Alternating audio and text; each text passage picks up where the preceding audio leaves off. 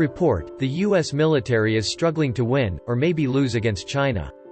If a war breaks out between the United States and China, the clash between the two most powerful military in the world will be terrible. And the United States could lose. That is a concern between current defense officials and former military analysts, one of whom told Defense earlier this year that in a war game simulating a major power conflict in which the United States against Russia and China, the United States gets its butt left to it.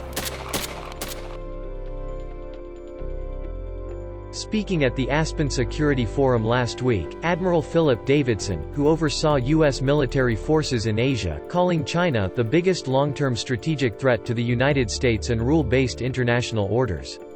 He described China's rapid military buildup in almost every domain: water, sea, land, space and cyberspace, and said that while China's ability did not liberate America in the region for now, it might be possible to overtake the United States inside next 5 years.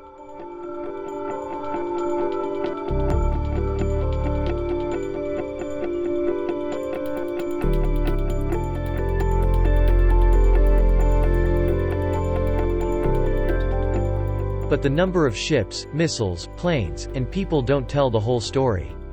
What has given the Chinese advantages is geography.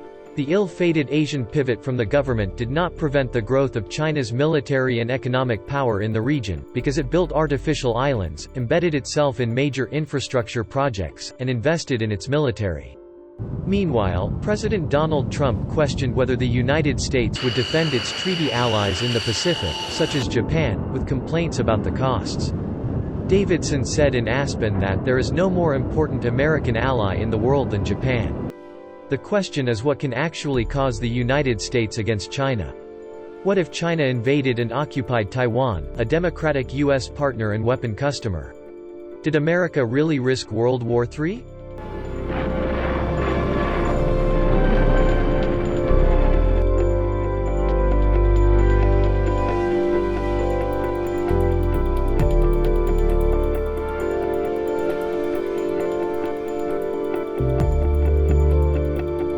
What if China forced its claim on the Senkaku Islands, which the United States considered the property of Japan?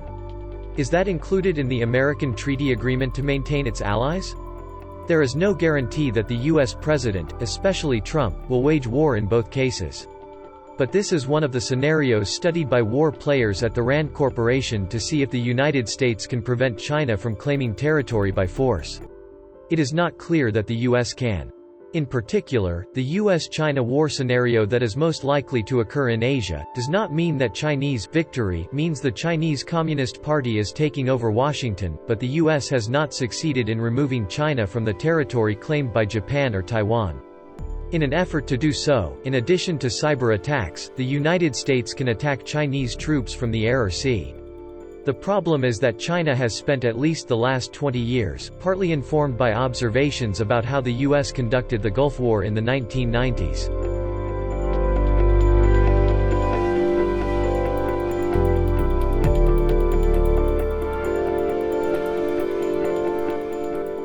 $665,000 prepare for exactly this kind of conflict, and invest in a defense that can violently frustrate the U.S. approach. He has a missile that can sink the ship. He has a missile that can get off the plane. And it has missiles that could theoretically reach U.S. regional bases in Japan and Guam, making aircraft and runways vulnerable to attack. Many Chinese observers suggest that missile attacks on air bases will be part of the rescue of the war, Rand noted, the U.S.-China military scorecard. Turning off such a base even for a few days, according to Rand, could be enough to change the course of the conflict.